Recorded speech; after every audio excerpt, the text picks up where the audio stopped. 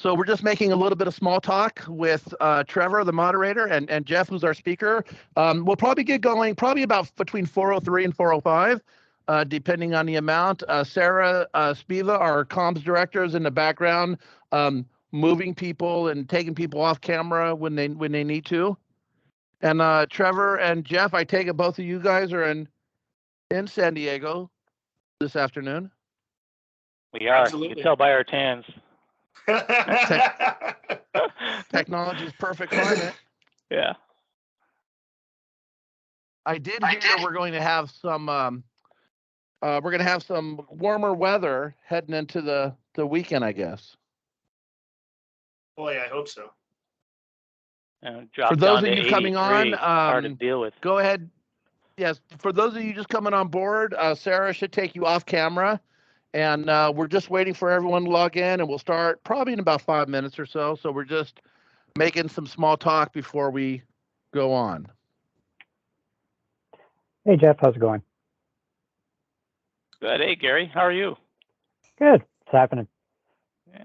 Good. So I was invite. I'm like, wait a second. I know that guy. Good to hear you. I saw your name too. I'm like, wait a minute, I know that guy. Hey, Kevin, how's it going? Is that Gary from BAE? Yeah, it is. Yep. It's been a minute. It has. Well, you know, I'm not in operations anymore, so. Yeah, I know. Yeah.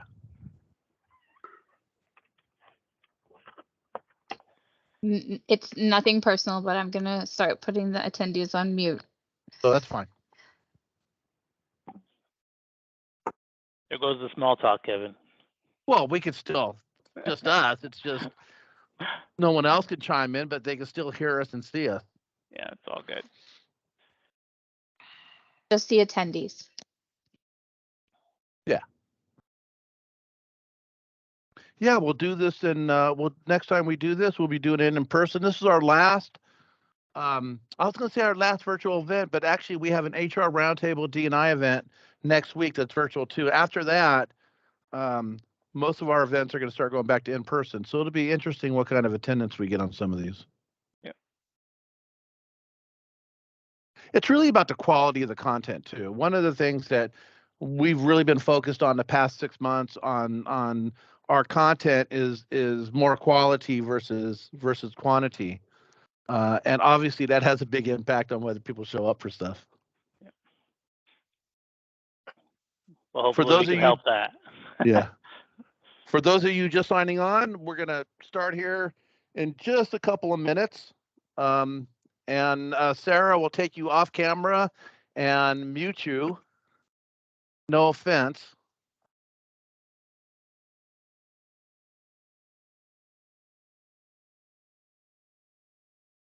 Yeah, we're having a really good, it's interesting because I've seen a lot of diversity and inclusion events, but very little of them have really focused on like how to hire diversity. A lot of it is building an inclusive environment, which you certainly need, and there's a portion of that, but there's also some very kind of practical things you could do to make yourself available to diversity, and so it's going to be interesting, the one we do next week.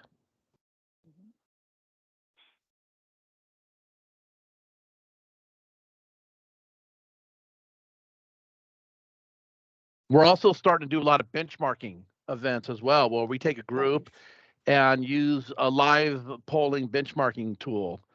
We did that with our CEOs and CFOs a couple of months ago, and it went really well. That'd be really interesting to see, especially benchmarking around retention and other sort of set key SaaS metrics. Well, it was also interesting to see kind of the CEO, the HR roundtable will be interesting about some of the HR issues, but for the senior folks, it seems like they were much more forward thinking. I mean, they were trying to think of what was, 3-4 quarters down the road. So it was really interesting to see their kind of thought process versus some of the other executive titles. And you would hope that from your C-suite, I guess. Meanwhile, HR is just trying to get through the next day.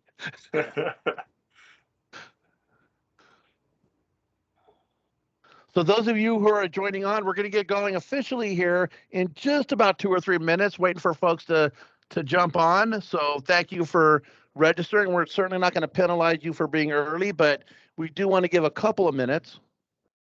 No one can blame the traffic, at least not for this event. Although traffic has really picked up. I'm in Rancho Penasquitos, and I used to, we have our offices in Del Mar, and the time really wasn't an issue for me skating over on 56. Now, if I don't leave at 7 o'clock, I have to wait till like 9 o'clock to avoid traffic on 56.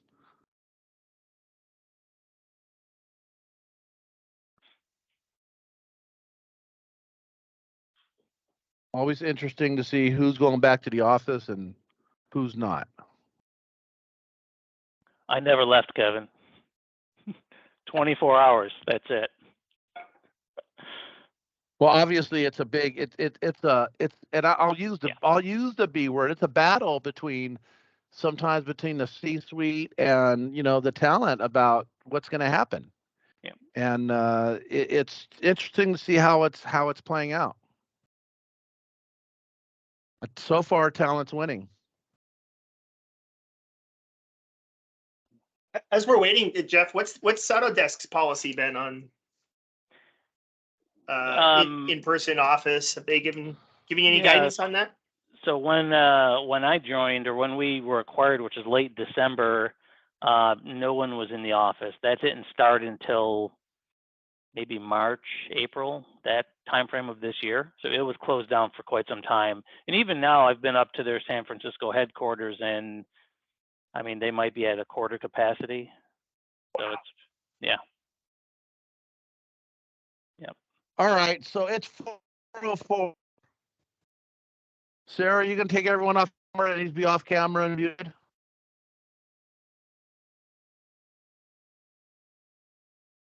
It's always funny when people see themselves on camera and say, "Oh shoot, no one else is."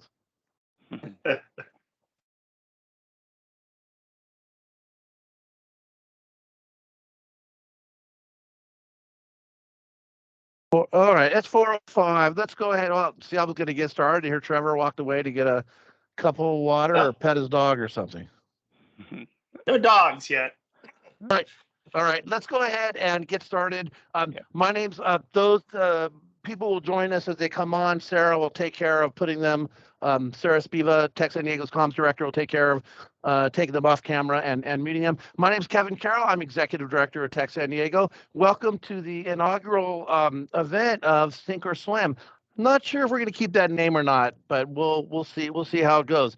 So the genesis for this meeting is I was seeing a lot of events where senior execs were talking, and I went to one of these events, and I was talking to Trevor about this, and it was an executive that told about he had I won't say who it is because I get in a lot of trouble, but it was someone who had a really big ego and was talking about how smart he was and how smart he led the company, and I'm sure all that was true, but I also knew the company had some ups and downs, and I know this for a fact. And so, of course, he wasn't alluding to that. He was just alluding to his overnight success story. And, we all know that things are rarely overnight successes. And so what I wanted to do, and what I started talking to Objective about early, is that let's get some senior execs in here to talk about their journey. There are good parts of their journey. There are lulls to their journey, right? It's rolling. It's peaks and valleys. And let's get some executives and let's talk to them beforehand and let them know they might feel a little uncomfortable about some of the questions, but let's hear about the journey, because it's not about, also coming out of our roundtables, and I've attended a lot of the roundtables, especially our CEO roundtable, and oftentimes it's not the answer to someone gets in the roundtable, but it's about that journey to the answer and the story and the narrative. So I wanted to put that to event. That brought us to this series. That's what we're doing. I immediately started thinking about who could moderate. I didn't want it to be myself. I wanted someone, first of all, smarter than I was, and second, someone who may understand some of the technical aspects, since we may be touching on transactions and other things, and someone who's been on the journey with some of these senior executives. And so I brought in my friends from Objective, and this one, Trevor Akers is going to go ahead and help us moderate this. And so what I'm going to do is I'm going to give you a quick bio for Trevor, a very brief one, and bam, I'm going to turn it right over to Trevor. Trevor and or Jeff, I'm not sure how you're going to introduce Jeff, but I don't want to take up too much time on me talking. I want us to get to this, to get to the journey. So Trevor, welcome to the program. Excellent. Happy to be here. So Trevor is the managing director at Objective Investment Banking Valuation. He draws on his 20 plus years of investment banking, acquisition, and strategy experience advising middle market companies on transaction execution and strategy. Prior to funding Objective, Trevor served as a director at TGC Capital, where he led the firm's financial and strategy consulting operations. Previously to that, he was director of the Oxford Investment Group's Western U.S. private equity activities and managing partner at Passage Capital Partners. So you can see through this experience, Trevor has a very broad range of experience, the perfect one to go ahead and moderate this. If there's any issues with communication, Sarah Spiva, Tech San Diego's comms director, is working in the background. The way we're going to do this, we're going to let Trevor go through this journey, and then as we get towards the end, Sarah's going to go ahead and open this up. We'll unmute people that we could do some questions. So let's let Trevor and Jeff talk, and then towards the end of this, we'll go ahead and do questions. You won't see me again. I know everyone's glad about that, but I will go ahead and go off camera, and we'll let it go. So Trevor, it's all yours. Yeah, pleasure. Thanks so much. Yeah, it's interesting, Kevin. We were talking about this, this theme, and I'm a big believer in that. Most of the conversations that people share with each other in cocktail events or networking really gloss over the reality, right? They tell us this beautiful story that all of us engineer in order to tell, and in order to give people the sense that we've been successful. That's not, it's appropriate, but it's not helpful in learning. When we start talking about learning, we really want to think about the challenges and the successes, because that really, as entrepreneurs, gives us this guidebook. And so, what I thought we'd do today is talk with Jeff. Jeff's been the CEO and founder of ProEst, a construction software company. Just been doing this. I'm going to have him give his own background. He's been doing this for 30 years, and he's a great example of a successful entrepreneur with a non-linear story, right? And so what we're going to do is we're going to go through this a little bit today and touch on some of the aspects that I think are educational for us as entrepreneurs as we're building our companies. Jeff, you want to give yourself a quick bio? I will. Thanks, Trevor. And I'm excited to be here and share a story that I know I wish I heard some of these stories when I was going through that journey, and I really didn't. So I'm a New Yorker at heart, grew up in New York, moved out to San Diego right after college. I think a buddy of mine actually worked with BAE Systems. I know someone on the phone here is from BAE, but a buddy of mine gave me a call and said, "Hey, I got this job offer. What do I do?" And I go, "Take it. I'll be there in 6 months." So that was the decision to move from the East Coast to the West Coast. But grew up in construction. I have 3 brothers. They're all in construction. So it was kind of in my roots. Went to school for software development. So when I moved to San Diego, I actually started working for the company now that I own. As a salesperson. After about a year, the owner wanted to retire, and just in the right place at the right time. And for $3,000, I made a purchase of the company, which I had to borrow at that time because I was 22.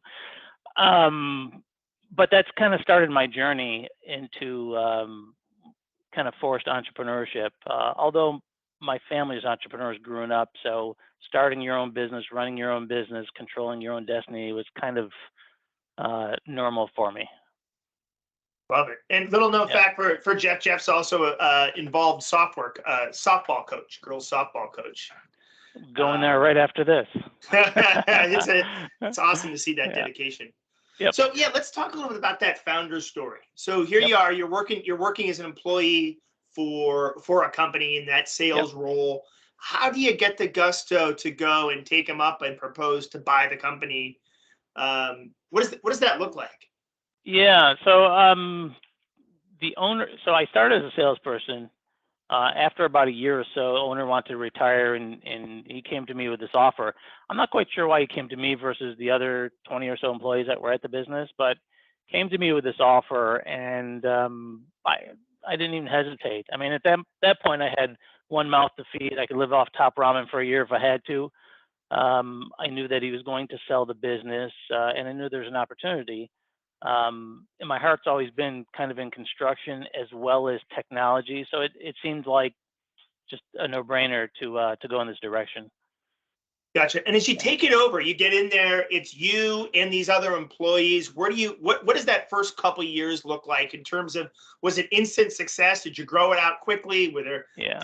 Tell me about that first couple of years. It was not instant success, and I've never seen an overnight success story in my life. So I don't know if that's happened. I know it's a phrase, but I don't know if it's happened. It hasn't happened to me. So I started, the arrangement was, we start out and we're kind of the sales marketing team, and the gentleman that sold it to me was going to be kind of the development side of the house and keep developing it, and we'd pay him a little royalty, and that was it. We both are successful. After about 6 months, I realized that he's not going to change this software. He is going to just kind of ride this gravy train. So coming from a software background, I recognized that and started developing what now is ProEst on the side. And 6 months later, ripped the Band-Aid off at a national trade show, and ProEst was founded. Love it. All right, yeah. So let's talk a little bit, just for context. Let's give us a little bit of background about ProEst. What is it? Yep. What's the space you're operating in? What do you see as the niche and the differentiator? Yeah, so we are construction cost estimating. So contractors, primarily commercial contractors now, but contractors would use our software, our platform, to generate proposals for bids. So a general contractor has to build a commercial building. He would use our technology, our software, to develop a proposal, a scope of work, a cost, a number of labor hours, materials list, all that goes along with that to generate a proposal to sell the product, in essence. So we're a sales tool, if you will, in the construction space. We call it pre-construction because it's before the construction begins, and it's all about putting together an accurate budget that you're comfortable presenting to someone that has the right margins in it, has the right taxes, and it has everything in it that comprises that proposal. Yeah, and construction's not known as the hotbed of technology innovation. Yeah. Tell me about how has the industry changed from a technology perspective, and what are your competitors today? It's not known as the hotbed, and that's why there's so much excitement, right? I mean, the opportunity is just immense. I think we're the second slowest to adopt technology based off of all the reports, behind farming, right? So farming, we only have farming beat at this point. It certainly has changed over the years. And for us, our journey, I mean, decades, but the last 7 or 8 years is really when we went cloud-based and we made that leap. To me, that's really when our industry as a whole started to take more hold on the fact that we could be more efficient, we could adopt processes that before was maybe manual methodologies. So I think the industry is further than where it is, but one of the decisions or one of the reasons that I selected Autodesk as kind of our home and our landing spot was the bigger vision of how we're going to help our industry. I certainly didn't want to go to anywhere where I was going to sell the software and it becomes obsolete. And I've seen that happen many times, especially in our space, where a company buys 4, 5, 6 different smaller software players and never develop the technology, don't make a difference in our industry. And I've got too much blood and sweat invested to not continue to make a difference. So that's one of the things that attracted me to Autodesk, was their vision. Love that. And as you think about that nonlinear path, right? And what we're kind of leading up to is there's a transaction that occurs in the last year, and we'll talk about what it's like so far after that transaction. But right. as we think back to that nonlinear path, were there incidents or issues that occurred in the company, either with regards to a customer issue, a technology issue, financial issues that arise? Anything to that we can look back and learn something from? Yes. Yeah. Let's walk through. Yeah, I mean, the nature of it is you always have customer issues. I mean, there's always, perhaps a challenging customer, perhaps a technology that did not meet their standards. Maybe something in the sales process was not explained properly, and expectations were not set properly in the beginning. So, some of the things that we really learned through this journey, and I think within the past couple of years, we really fine-tuned, and I think that really made us more attractive, was defining who our ideal client is, defining where we will go and not go from a technology standpoint.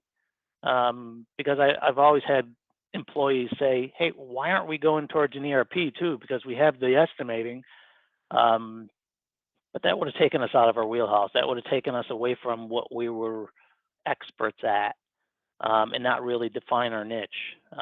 Plus the fact that our whole pre-construction kind of tech sector, to me, there was no leader. There was no true leader in the space. So why am I going to go elsewhere when no one has conquered this space? Right. But certainly, so customer issues, technology issues, being in this for decades, we've gone from, I'm going to really date myself, but from DOS to Windows to now being cloud-based, they all had technology challenges along the way. So hopefully I got the right experts involved. And we've outsourced a lot of our development, and those are things that we've done for years and years. And I think that's certainly helped us leverage the latest technology while trying to still keep our overhead low. Gotcha. I see that, our tech practice does a lot of work with SaaS companies. And I think what's one of the bigger challenges with the growing SaaS companies, who do I serve? Who is my core customer? Because there's that desire and certainly often that opportunity to branch out and serve a lot of folks. And we find that to really delay the growth, sometimes that hardest choice is to figure out, this is my core customer, I'm just going to focus on them. Yep. But we find that those companies, from a valuation perspective, we see those companies are significantly more valuable than the companies that try to be everything to everybody, but just aren't great at anything. Yeah, your retention takes a beating, right? I mean, in essence, we had to draw some really strong lines in terms of what is our ideal client. Like we used to sell to any contractor basically that moved. That's not a good thing. And we defined it later on, especially when our cloud technology came out. Then we started going away from, we didn't even sell to the residential space. We were commercial only. And within the commercial space, 10 million in revenue and up is our ideal client. We just felt that clients below that didn't really have the bandwidth to adopt our technology, because there's still a lift, there's still an implementation, you're still changing a process. And we just found that customers over that $10 million mark were more acceptable to that and had the right personnel in place to help. Yeah, and it's always difficult. Yeah, it's always difficult in a growing company to disqualify revenue, to tell customers who want to pay you money that I don't want you to be my customer. But it is, we see that companies that do that grow at a significantly faster pace. Right. Yeah. And I think you learned that customer by pain and agony. Sounds like you guys learned through that process. Yep. Let's talk a little bit about retention. You mentioned retention for a second. Retention in terms, is one of the key metrics for valuation. So we think about how companies are valued. And it's really you got to look at it in context of your specific space, ERP retention rate versus other type of SaaS platform rates. We'd expect to see different. Tell us a little bit about retention over the years that you guys had. How did you think about it? How did you measure it? Yeah. So we, I guess it was in 2007 maybe, we went to utilizing Salesforce as our kind of engine, and really did a lot of custom work within that to start to really hone in and track not only our retention, but also client usage, adoption of certain features within our platform, really be as proactive as possible to hone in on that retention number. Because retention is one thing, but how do you tell what the health of a client is so that you never get to that retention question? To me, is I need to know my clients, how they're using the product. Are they using it according to what we originally agreed to them using it? I mean, for us, it's, are they creating estimates? That's the number one. If they're not creating estimates, we know that's a red flag. Their health score goes down. We have customer service contact them. We dig deeper. So we advocate for our clients, right? So we're fighting to make sure our clients are successful, and that is turn their business around from. I mean, when I first in the I think kind of the school of hard knocks is when I first got approached to someone to buy my business. This is when our cloud platform first came out, so this was maybe 7 years ago or so, and our retention was like, I don't know, mid 60s, just terrible. And they took a look at that and they gave us such a low valuation that it was a wake up call. And that was a great conversation. And if that had not happened, we wouldn't have been in a position where we were a year ago for Autodesk to acquire us, because we would not have made those necessary changes to start to advocate for our client, to start to track health scores, to get the right people on board as employees, because we also hired an outside consultant to help us do our hiring, which to me is one of the most challenging things to do for a CEO, because I'm running 1,000 miles an hour, haven't slept since the late 80s, and I need the right person to help weed down and streamline that hiring process to make sure I got the right people in place. Right. So don't go too quickly hiring the right people, and make sure you make the right decision quickly when they're not the right person. That retention metric is interesting. That's often a comment that we hear is that a client, a fast growing company will talk to either a private equity acquirer or a strategic and get that feedback with regards to, boy, your retention rate isn't the 95% that we'd expect. Very common as we think about that. The other thing we see is a transformation of how we, what do our contracts look like with our clients. Those can have implications in retention. The other thing we see often is that, how do we mention retention? There's this concept that somehow retention has this metric, right? That one metric. But in reality, we know that's not the case. We need to be doing some cohort analysis and really understanding the dynamics of what's going on with these customers. Are they coming back, right? Are they turning it off? Are they turning it back on? What does that look like? And what's that lifetime value of that customer? Let me ask you a little. We talked about the conversations you had later on with Autodesk. Let's talk a little bit about that starting of that relationship, right? So the context here is we're seeing more and more companies get approached earlier and earlier, and much more consistency. It's really a function of the normalization of M&A that's occurred. And so I would imagine as you, like many CEOs, were getting, especially in the last number of years, we're getting approached quite often by private equity or strategic acquirers. Our space, and I think it's a combination of things, but the estimating space in particular did not have a lot of players that made that jump to cloud technology. So it made us really unique in our space. I mean, literally, there's only 2 or 3 out of 10, 15 years ago, we had maybe a dozen competitors. Now I would say we've got 2 or 3. So the field really narrowed when someone had to make that technology jump from a client server type platform to a cloud platform.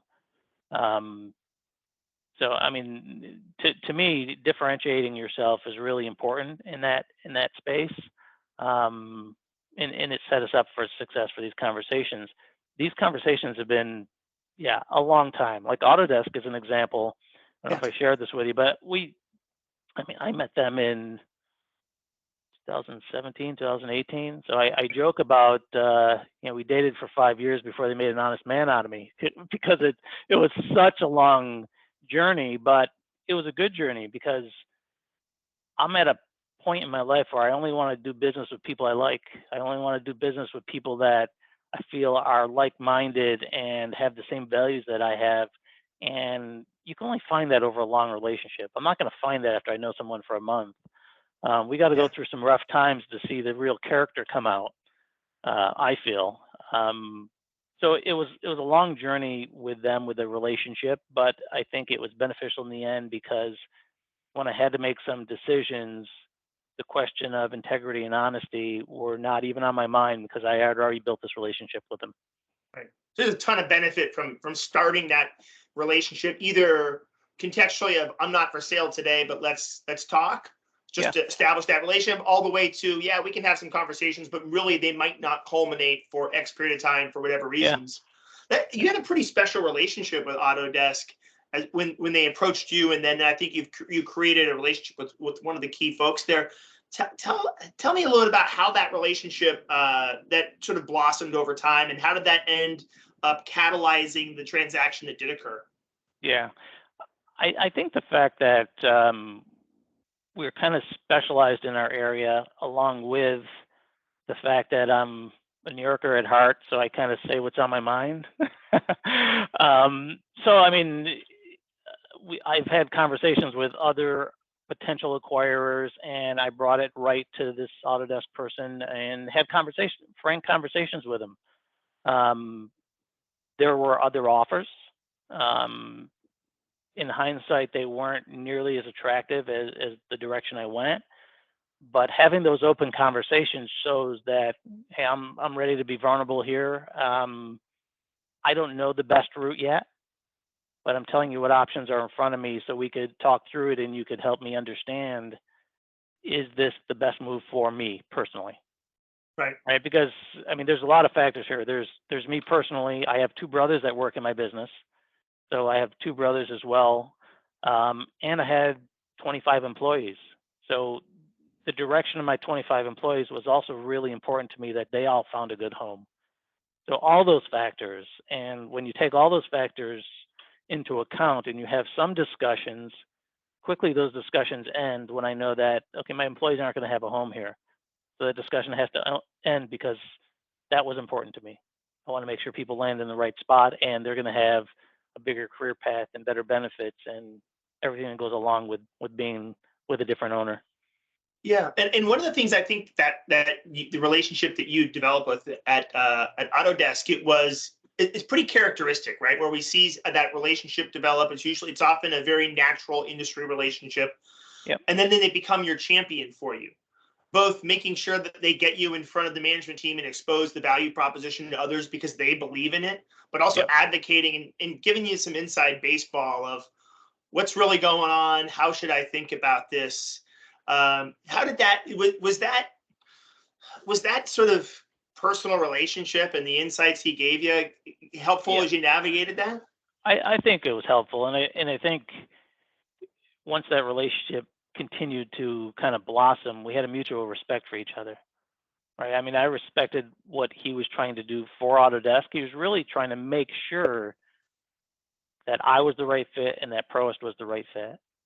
And on the other side of the equation, I mean, I'm making sure that this is a place we want to be.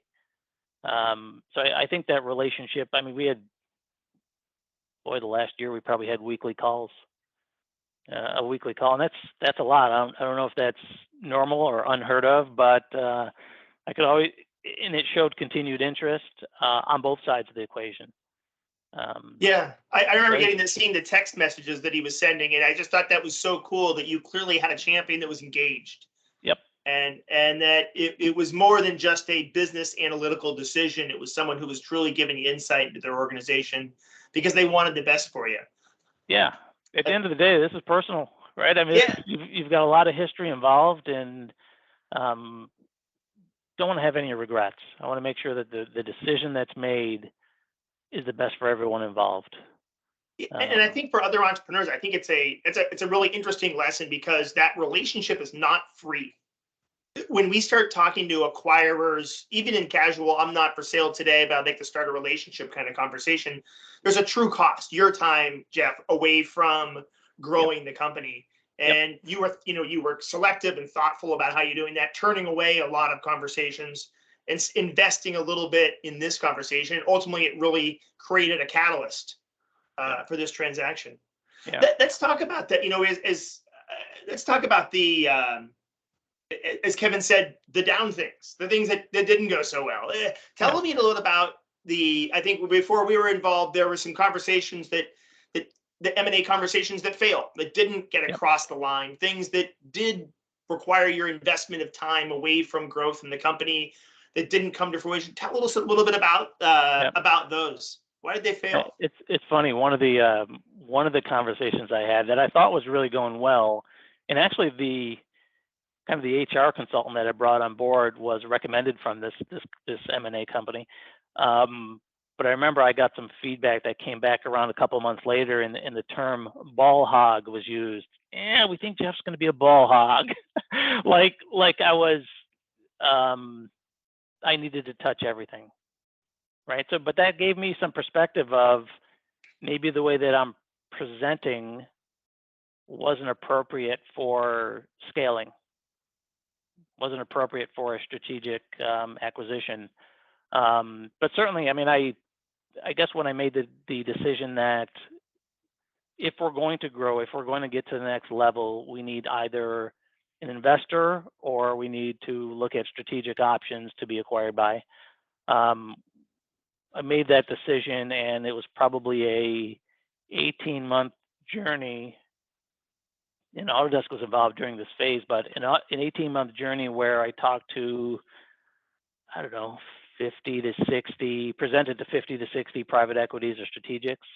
So I made that pitch a lot and got a whole lot of no's. And a lot of this was retention-based early on, started to be less of a concern as our retention started to grow and improve.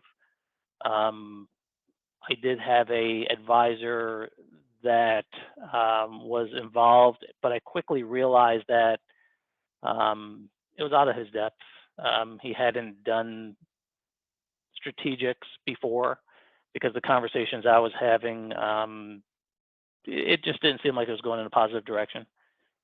So we did have some other advisors, if you will, that were involved, but I think I didn't go a normal route when someone wants to be acquired or sell their business where, you know, there's a big dog and pony show and all that. That never happened with me, right? I mean, I didn't get you, Trevor, and Objective involved until, right, I was on mile 24 of the marathon, right? I already had a relationship. I already had a lot of things in place, but there's still a lot of unknowns, right? I was going into this a little blind and a little naive in terms of the deal and finance side of it and the legal side of it. So there's still a lot of unknowns there. So if I had to do this again, I would get the right representation involved earlier. But I think it was a good education for me. Well, you bring up something interesting. So we're seeing, because of the normalization of M&A, we're seeing a scenario where traditionally investment banks got involved when they would run a process. That was when they got, I want to sell my company. Yeah. Let's go run a global market process. Yep. I'll give you an example. Last year at our firm, half of our clients had a buyer in hand when we started the conversation with them. Which is probably unique, that's right? Become, yeah, that's more become unique? a much more normalized situation now. Okay. And it's amazing. I think it's just a function of the fact that, you know, as there's a ton of private equity out there that are looking to buy, there's a lot of strategics that are now more and more growing inorganically as a traditional form of growth. Yeah. And yeah, I think that story is becoming more common. It can be a real positive. Yeah, you know, as I look back over this, I think if you define where you want to land, how do you want to be involved personally as a CEO moving forward, and the other factors about your employees, where do you want them to land? Do you still want to make an impact to your industry, or are you taking your chips off the table? I think having that well defined before any conversation is important, because I remember conversations where someone else, this M&A, had acquired another construction company, and they were saying, so we will buy you under that umbrella. So I'm like, let's hit the brakes for a minute here. It's a little icy out. Let's hit the brakes. they started talking through this, and this was at the point it was a CRM, construction CRM product, and they said we could add you to them. And I'm like, no. I'm thinking of this the opposite way. I want to gobble them up.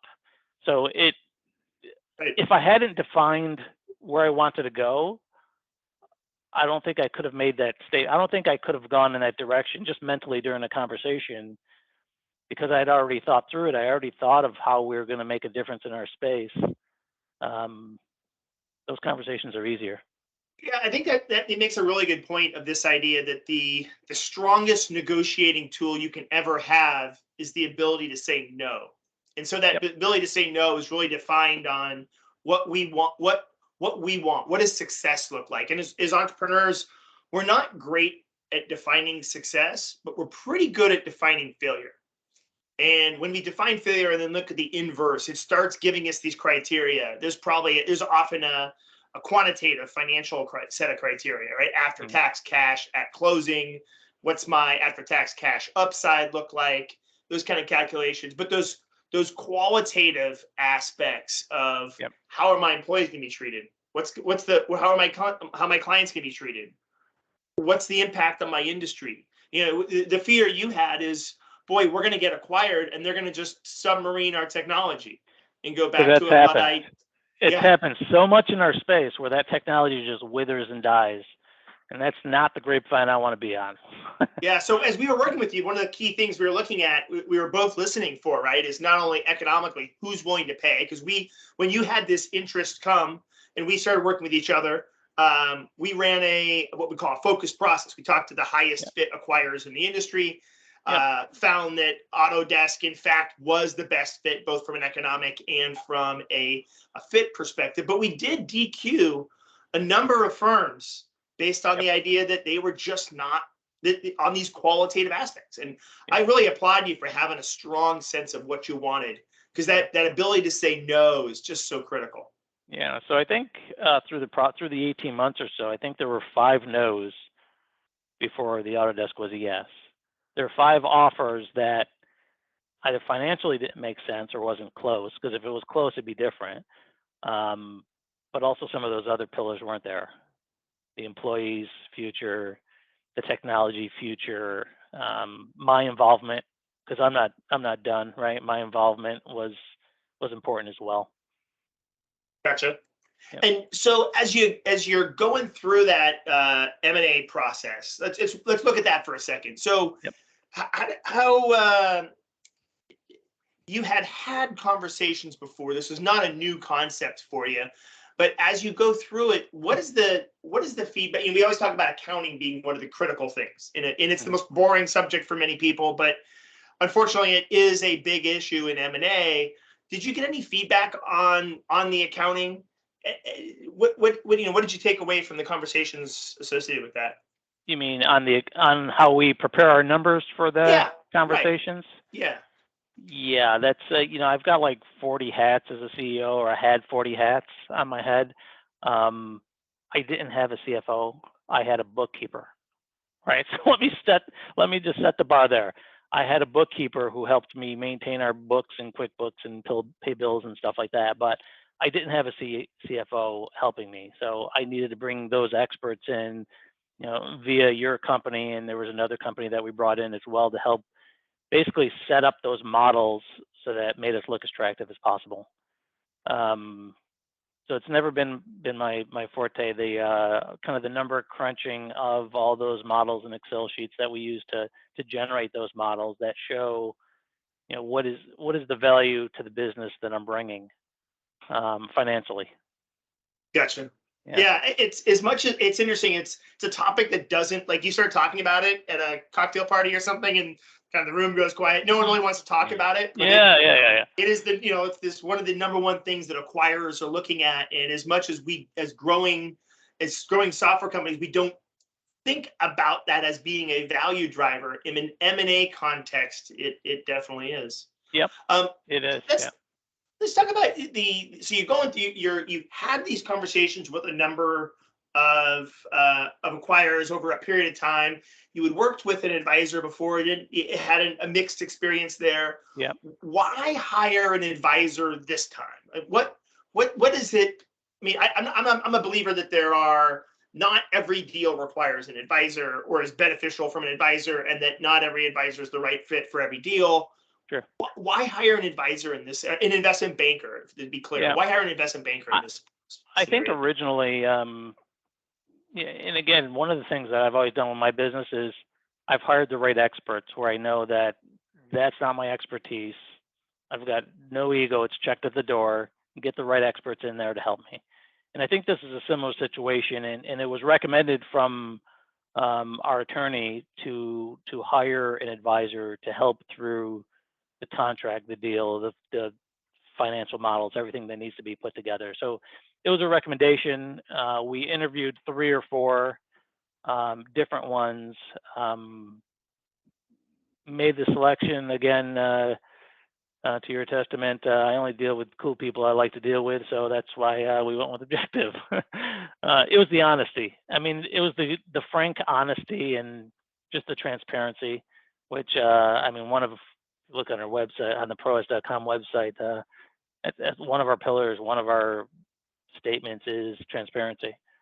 So I look for that also in people I do business with, but I'm always looking for the right experts. I think hiring that HR expert help us build our staff was critical in us being attractive to Autodesk. Hiring the right attorney to help manage this, hiring the right banker was also critical, I feel. Gotcha. And so the other thing you didn't do is you didn't. We often see this scenario where a company says, "Hey, I've got a corporate attorney that I've used for a long period of time," and that individual ends up, not being a great expert in M&A. Tell me, Yep. You hired you worked with a attorney that was very strong. Tell me a little bit about why were you willing to do that? They're not inexpensive. Why was that valuable to hire that attorney?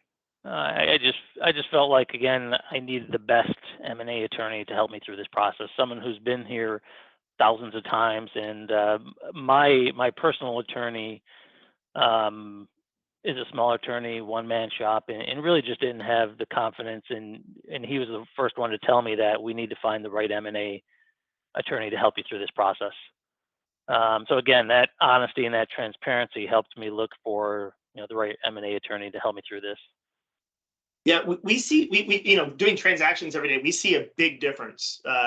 Highly experienced M&A attorneys. And when I say highly experienced, I don't want to hear, "Oh, I've done a deal before," or "I've done 3 deals." I want to hear, "All I do all day is deals." Yeah.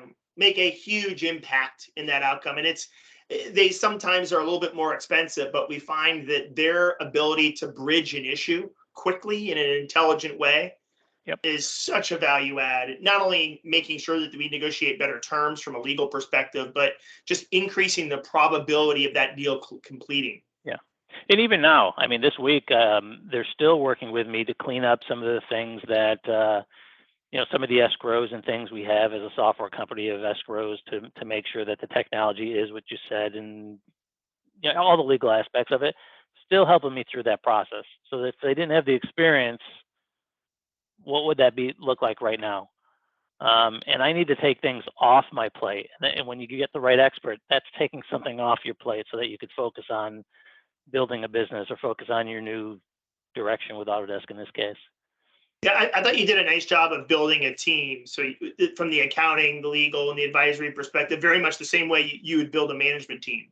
If I'm going to do this, I'm going to bring in people who are exceptional at what they do. I thought your attorney was a wonderful example of that out of Shepherd Mullen. I think the other piece of it was you brought in people, if you look at that attorney, who really knew their stuff. And it allowed you then to focus on your business. The biggest, we look at this in terms of growth rates, and we look at ARR, for example, in SaaS. And if a company grows at 10% less, 10% pure points less than they would have otherwise in growth of ARR, you can do the quantitative math and figure out, boy, look how much enterprise value they lost. Yep. And that's a function of not only trying to do it all yourself, but sometimes it's a function of having those conversations in M&A where they're not going to get anywhere, right? When you get that call from Microsoft and everyone's like, oh my golly, Microsoft calling, like, that's great, but is this really going to have a high probability? Before you invest a ton of time, is it really going to have a high probability? And kind of thinking through that iteratively. Yeah. So as your new role in Autodesk, right? You one of your goals was to be able to have a great place for your employees and an ability to continue to impact the industry. Yep. So tell us a little. That's one of that fears that we have as entrepreneurs, selling our business, and oh my golly, we're not likely going to find a place that we want to work. But we're going to have to leave over long periods of time, which statistically is likely. Like you look at that 12 to 24 month period, most entrepreneurs who sell their company leave in that period of time. Tell us a little about your experience so far. Yeah. So I'm 9 months in. Again, to set the bar, this is the first time in my life I've had a boss. First time. It's been a great experience. And maybe this is, again, that 4 to 5 year relationship that built up to this, because I really got a feel for what the culture was going to be like, what the people were going to be like. I mean, I talked to so many people at Autodesk over my 4 to 5 years, in sales, in R&D, in customer success, the VP of the company. I mean, I've talked to all those people over those 4 to 5 years. So it's not one person's point of view, one contact at Autodesk, but I got a gamut, right? Ultimately, who would I be reporting to? That was the VP of R&D, and the vision he set up for how myself and our technology was going to be a part of the overall platform moving forward is one of the things that really sold it for me, because I know we've got a future. The technology's got a future, and all employees, 25 employees, are happily employed right now, and they have more flexibility than they've ever had. Yeah. It's interesting that I think that's you hit on something that I think a lot of entrepreneurs, when they're selling their companies, don't do, right? And I think that one of the things they don't do is they forget to reverse diligence the buyer. There's a lot of ways to do that, but one of those key things that you talked about is tell me about what my role is going to be like, who I'm reporting to, and how I fit into your vision. Because it's one thing to say, hey, Jeff, we like you, trust me, it's all going to be okay. Yep. It's a totally different thing for them to actually have to think about this at that Monday morning level.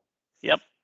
And it gives you that confidence. Okay, I know I see exactly where we fit in. And I kept digging, man. I had a shovel. I went to who I was going to be reporting to. And I didn't get the answers, so I went upstream to his boss, who was the VP of R&D, and just told him, I'm not relating to this guy. I'm fast talking. I'm a New Yorker. I need answers. And there was too much vagueness around what he was saying, and maybe because he didn't know the vision. To his credit, but I kept going upstream until I found the answer that I wanted, and the answer that ultimately would help me make a decision. Because at that point I was still on the fence, and when I went upstream and heard that vision of where it's called the Autodesk Construction Cloud, but how are we going to affect the industry? Well, it's this platform. It's not a single product. It's this platform that's affecting the industry. Love that. So just kept digging, right? I love that. I think sometimes we get intimidated when we're sellers, right? That boy, I just gotta keep giving them data and forget to sort of ask. Other aspects were always. I think Autodesk was pretty easy, but often we end up looking at what's the financial stability of the acquirer? How heavy leveraged are they? What's their growth plan, and where do I fit into it? What are they thinking about selling, especially if it's a private equity platform, and how is that going to impact me? And the more that we think about this, the better sense of fit, right? Yep. And that metric that we're going for is 2 years after the transaction. You look back and you say, you know what, that was a good decision. And the national, all these surveys say that greater than 80% of business owners surveyed 2 years after their sale feel like they failed in a material way. And we think the root cause there is they just didn't know what they wanted when they went in. And I think that was really impressed me with you in this process, is you really knew what you wanted, not only from a quantitative perspective, and we ended up helping you really look at that in terms of after-tax cash proceeds and but also, what you wanted for your people. Yeah. That was Yeah, critical. I think in hindsight, getting slapped around 5-6 years ago with some of those first potential acquirers was a great education, because it made me dig deeper and find out, what do I want? Right. And if you don't know, if there's any vagueness to it, you're never going to find it, right? And you're going to make the wrong decision that you regret later. So my 8 or 9 months has been great, working with really intelligent people that all have a passion for doing what I'm doing. Now I'm on the R&D board for Autodesk Construction, which is just a massive organization of hundreds and hundreds of people. So making an impact at a level that I could have never done as an individual owner of a business. Yeah. Yeah. So long history of my business. I never, from the beginning, took any outside funding. Only the $3,000 to start the business for my mother, and that was it. I hope she got some equity in that deal. Yeah, she got a little equity. But this was my first dip into the pool, right? So never took any outside funding. So a result of that is I made every decision for decades, right? And now I was giving that up. But in hindsight, it's a good decision, because I'm making more long-term vision decisions that affect all of our construction clients at Autodesk, which is tens of thousands of clients. Yeah, and if you think back to that for a second, it sounds like you've had that's been a really positive experience. What is it from a practical perspective? What is it? Is there anything you miss about being your own boss, about being the king of the kingdom in that, and operating the own company? Well, from the beginning, I told the person I directly report to, I thought, okay, I'm just going to level set here. This is my process. I think of something at 1 a.m. It gets executed by noon the next day. That's where I'm coming from. So help me, walk me off the cliff here. Because that was the nature of it. We moved fast, and there's ideas and thoughts and things that happen midnight, really late or early morning, I guess you would say. And they get executed the next day. So we were really at a fast pace. We're putting, a dozen releases out a year, so a release a month. Most people probably couldn't sleep if they were doing that, because there's a lot of work that goes involved in it. But that to me is the biggest change I had to do. Is the pace is different. It'll have more impact at the end, so you just need to realize that going in, that you'll have more impact, but it's going to go at a different pace. There's more people that need to buy into a decision, and I feel I'm still making some pretty bold decisions. Made one last week to change the whole direction of some of our technology. That at first glance, I think I scared the pants off of many people, but that's why I'm there. I'm there to make some of these bold decisions to help our technology move in a direction that could affect our industry in a better way. So still scaring people, so that's kind of fun. So if you can still scaring people, I love it. That's true CEO. Yeah. If you could go back, and we get in that time machine for a second, we go back 10 years, and you drop into your office, and you give your 10-year-old younger self guidance in terms of, hey, a lot's going to happen in the next 10 years. What piece of advice would you have given yourself, or what kind of insights would you have shared?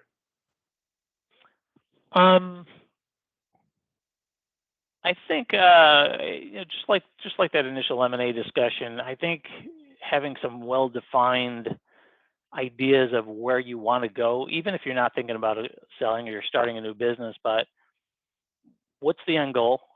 Is the end goal to sell to Microsoft in 10 years? Great. If that's your end goal, that's your end goal. But is it different? I don't think originally I had those visions. I don't think I had those thoughts, because it was running 1,000 miles an hour, doing everything. There's not enough time to sit back and relax and have some of those creative thoughts of, where do I want this engine to go? So I think if I went back and talked to them, I'd say, hey, take a break, take a vacation. I think you have the same issue, don't you, Trevor? This isn't about me, Jeff. But those times away, to me, I get most creative when I'm on an airplane and I'm totally disconnected from the world below us. All of a sudden I could start to get creative, and I'm disconnected. So now it's time to think of bigger goals and bigger directions for where I'm going. I think taking the time to do that is important, and it's overlooked because you're running a business and you're going 1,000 miles an hour, and there's so many different things that you can do that are needed, but unless you take that time to really define where you're going and constantly readjust it, because the economy's changing, the world's changing, your industry's changing, technology's changing. So those are things that hopefully you're able to visit on like a quarterly basis. I think that frequently is really needed to point the ship in a different direction, potentially, if it's needed.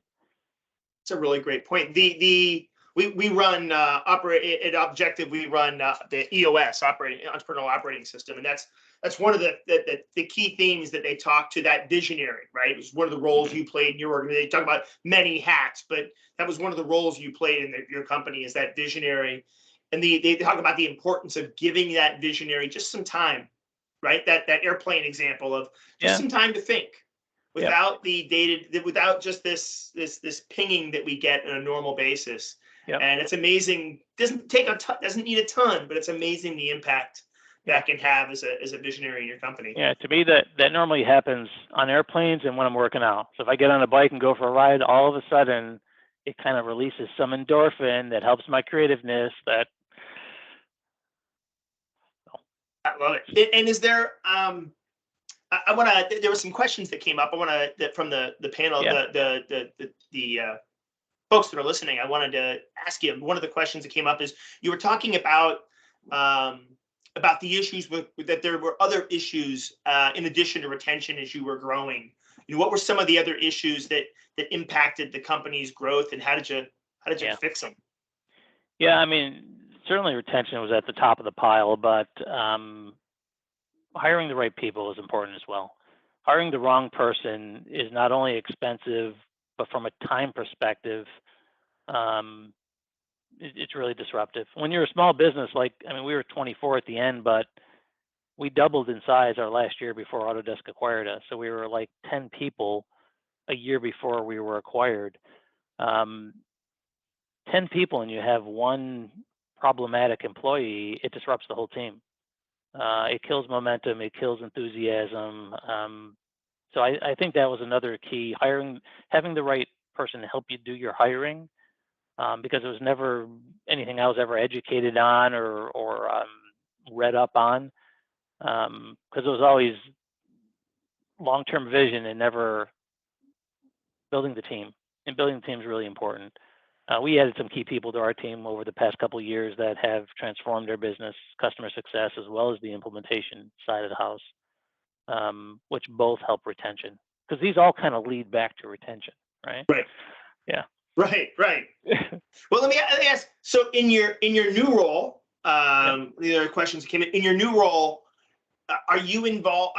You went through this M&A process. We as investment bankers, we're seeing continued very, very strong M&A valuations, right? I think we just finished a deal at 22 times ARR to a public. We're continuing, and that's high, right? But we're still seeing these very strong 4, 6, 8 times ARR multiples. Do you see Autodesk? Did the Autodesk put you now in a role? Do they ever ask you about your thoughts on other entities to acquire? Yeah. I'm involved in multiple discussions with other potential companies. We not only invest in technology companies, but we also acquire other technology companies. So I'm involved in 3 or 4 different potential acquisitions or investments. Yep. And what is that? Are there any, as you now then see it from the other side? Yeah. What observations do you have as you're talking with these firms? Yeah, I guess going through the, I call it the education I went through over the past couple of years has shed a lot of light for me, because now I'm also putting myself in that CEO's chair, understanding that what does he need to get out of this? And is he going to be a part of our team moving forward, which is really important for small companies, because who's that technology or that visionary? And that was important for Autodesk when they acquired me, is they could not, if I was not involved, the deal would not have happened, because I was needed to continue this effort at Autodesk. And that's the case for a lot of small companies. So I'm putting myself in their shoes when we're talking about it, and probably have a different perspective because I'm the newest company they acquired, about other things that maybe a CEO didn't think of, like your employees are going to have a better home, things that are benefits that right off the top maybe you don't see, or maybe you're not digging deep enough to see. Yeah, you're sensitive to those things that corp dev guy might necessarily thoroughly appreciate as well as you do. Yeah, maybe. So you talk about something really interesting, the idea of you being required as part of the deal, right? Yep. You were wearing a ton of hats. Had you been, God forbid, hit by a bus a day before the sale, it would have changed their view because you were so Yep. involved. Comparatively, so the companies that you're seeing, are you seeing that same dynamic when you realize, boy, there's a key individual that has to come with the deal, versus companies where you say, look, we're not, maybe this one isn't as dependent on the CEO because they've made themselves less instrumental? Yeah, I think there's a flavor of that, but most companies that we're talking to have a CEO, a CFO, a COO. They have more executive power around them than I had.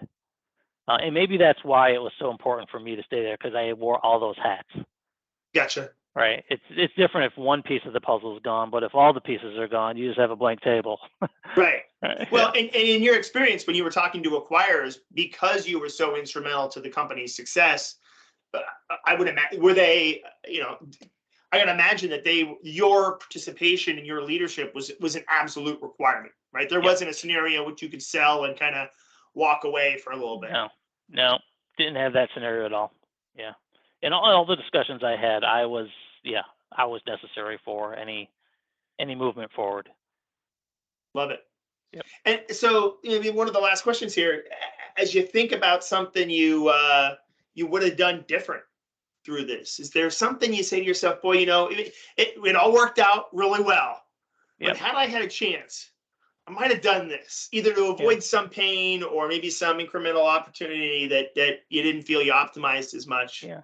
I guess I didn't realize how long it would take. Even once we signed a letter of intent, it was still a 6-month process. So it took a long time, and the legal expenses that came along with that and all the expenses that came along with that were really heavy.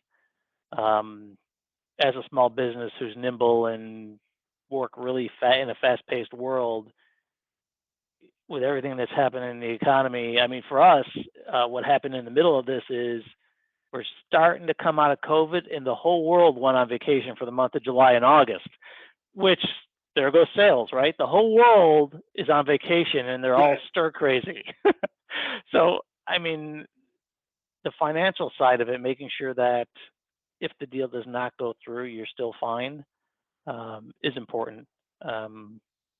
I didn't really have that, right? At the end, I needed this to happen, right? Because I was so much personally invested, but financially vested as well in the process.